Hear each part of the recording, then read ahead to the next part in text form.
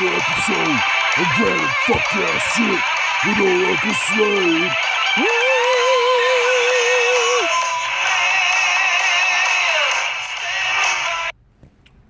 What's going on, guys? It's your old boy. The show's called another episode of Vital Social Issues and Stuff with Pastor fucking Slade, otherwise known as Random Incoherent Ramblings with old Uncle Slade. And I'm furtive, so I never show my face because your mom would know you're a disgrace and want to sit on my face. And I totally am. I don't give a shit what you think, a conspiracy theorist. And I know that, like, for example, the book 1984 by whatever Orwell is going to come to pass. And then they're going to, like, all dox us. And they'll be like, oh, you were someone that believed in free speech and owning guns and, like, you know, being proud of being American. So fuck you. So we're going to take away all your rights, right? I know that shit's coming. I know you think I'm a belligerent, like, asinine fucking, person that you shouldn't take seriously. And if my dick was in your mom, you would take me seriously. You'd have to call me dad. And your dad and your brother, your Sancho, your dog, your best friend, all couldn't do shit about it. So anyway, I'd like to tell you a story about how I guess I saw a UFO. And I did see an orb. I know that for a fucking fact, and I've covered that in other videos and whatnot and shit. I say the same fucking stories all the time. If you don't believe me, I don't give a shit. So anyway, about my UFO story. It was a really, really hot August. I don't fucking remember. The year 2007, the year 2008. I don't know. So I'm with this stupid fucking gothic, weird ass fucking new age believing Eastern mysticism. Might as well be like sucking Aleister Crowley's dick. One of those fucking psycho, let me slit my wrist bitches. Yeah, she could be fun in the sack, but she was bitchy as fuck and it wasn't worth the price. So she has some pagan friend, even more weird than herself, but unfortunately she's such a damn fucking third wave feminist and fucking male neutering machine that she was with some dude that was ostensibly gay later, obviously sexually unsatisfied, so gave in to being fat to compensate, I guess. So anyway, my chick's pagan friend was all like, what the fuck did she say? Something about, I think because there was an eclipse, there was some kind of fucking, I think a lunar eclipse at that time. And she was all like, oh, around lunar eclipses, you'll notice more UFO activity. Okay, sure, whatever. So, the dude that was all unfortunately cucked out by my chick's friend that I liked, and we all were basically inadvertent roommates because we lived in the same apartments in very close proximity. So, we both work the graveyard shift, which I always do, which I'm working now. You have the easiest fucking job in the world. Yeah, thank God. Fuck. I used to weld. That shit was hell. I guess I'm a typical millennial. I suck with working with my hands. So I'm a furtive night guard, and I'm about to go on patrol. But yeah, guys, I really did. Some of y'all are cool. I don't mean to fucking be such a dick. If you rock and you're fucking cool and shit, welcome aboard. We'll both bang everybody's fucking mom. Yeah, so, he's getting some sleep for work. I'm getting some sleep for work. Everything's just a hunky-dory other day with our fucking weird-ass pagan fucking chicks. And, so, my chick comes barging in my fucking apartment, right? And she's, like, hysterically crying and shit. So, dude, sleep is rare and sleep is precious at this fucking time in my life. I don't have a vehicle at that time. I'm commuting via bus, and like that bus don't always run at certain times, so I'm like jogging, having to take a shit with a lopsided backpack just to be on my feet like 10 hours a day just to fucking miss a bus that to catch the next one that's like fully fucking loaded to keep standing. It was, my whole spine was fucking achy. I could bitch all day long. I had to go to a chiropractor. He told me all this shit was, yeah, it was bad. So sleep was fucking really, really fucking precious, man. Oh my lord. Okay, so fucking it was precious. So there's a train coming, and no, we can't hear you can't hear my sexy heavy metal Barry White voice. So sleep is fucking precious as a motherfucker, and fucking A, man. So she comes in all hysterical, like crying and fucking basically screaming and shit. So I get up all hysterical, like, wow, man, like, is there an ass I have to beat? Did someone touch my chick's ass? Did she get fucking raped? What the fuck's going on? So when she gets barely coherent or stable enough to tell me and answer my question, what the fuck happened? She's all like, I'm like, you know, what's wrong? What's wrong? She's like, I saw a UFO.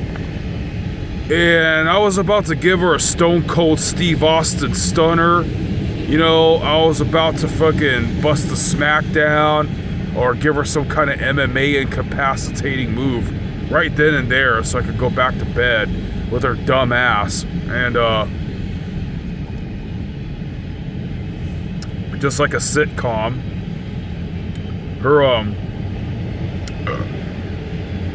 her friend was the same way with her dude in the other apartment.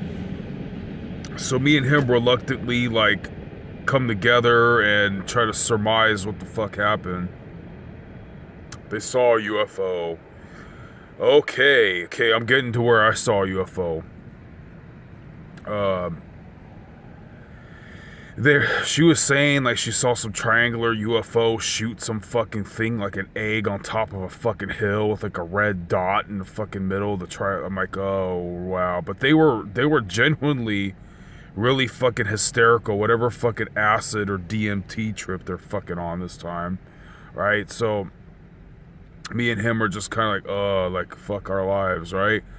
And we were kind of joking about it when they fucking left the room. I was saying the obvious. So fuck getting sleep, so let's stay up and shit. And then I looked out the window. I don't know why I'm looking out my kitchen window that was like 2 stories and shit.